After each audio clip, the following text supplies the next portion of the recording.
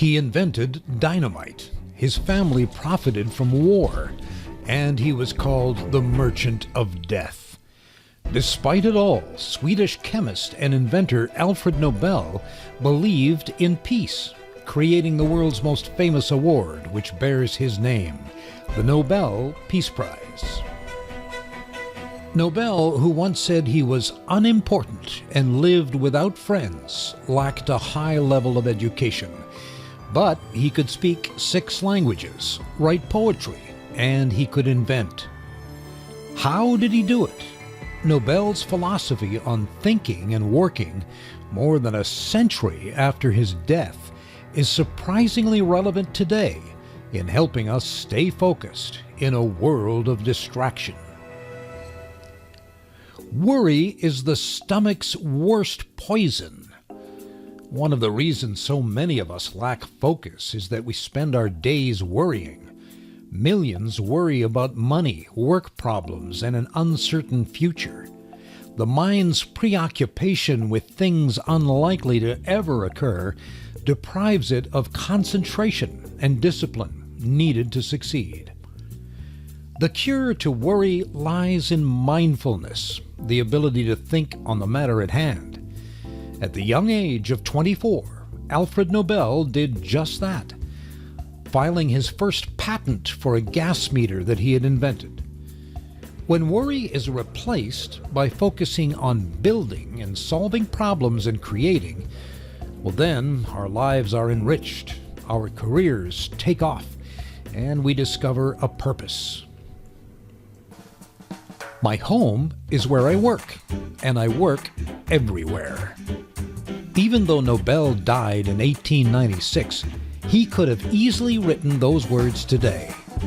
For many of us, especially freelancers and contractors, the office is a laptop in a coffee shop one day and on a smartphone at the beach the next. Focus comes when we're in the right environment, free of distraction. The idea for your business, the key to completing a project, or developing a plan are all best created when we're in a place that is friendly, comfortable, and conducive to mind relaxation. Nobel lived in Europe but traveled extensively throughout the world, making every place he visited his mind laboratory. Contentment is the only real wealth. Although Nobel was financially rich, not only from inventing dynamite, but also investing in oil fields owned by his brothers, he believed that money was something to ultimately be given away. One of the world's first great philanthropists, Nobel believed that leading a contented life was the highest form of wealth. That belief allowed him to focus not on the pursuit of money, but rather his inventions. Today, we chase the almighty dollar. The irony is that by doing so, we lose focus on the very work that could improve our income. Focus not on the money, but on excellence in your craft. Alfred Nobel led a solitary life, never marrying. He did have several lovers, but all would ultimately reject him. It is believed that one girlfriend, Nobel's former secretary, convinced him to ensure at least one of his prizes would be a Peace Prize. The woman, Bertha von Suttner, was a leading figure in the Austrian peace movement, who would later be awarded the Peace Prize herself in 1905. In a bizarre poem that he wrote, Nobel referred to himself as a half-creature who should have been put down from the moment he was born. He said his greatest failing was not having a family, and his biggest accomplishment in life was not being a burden to anyone.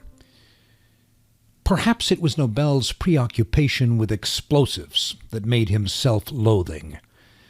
When his brother Ludwig died, the French newspaper reporting the death had mistaken Ludwig for Alfred, printing an obituary which said, "Dr. Alfred Nobel, who became rich by finding ways to kill more people faster than ever before, died yesterday."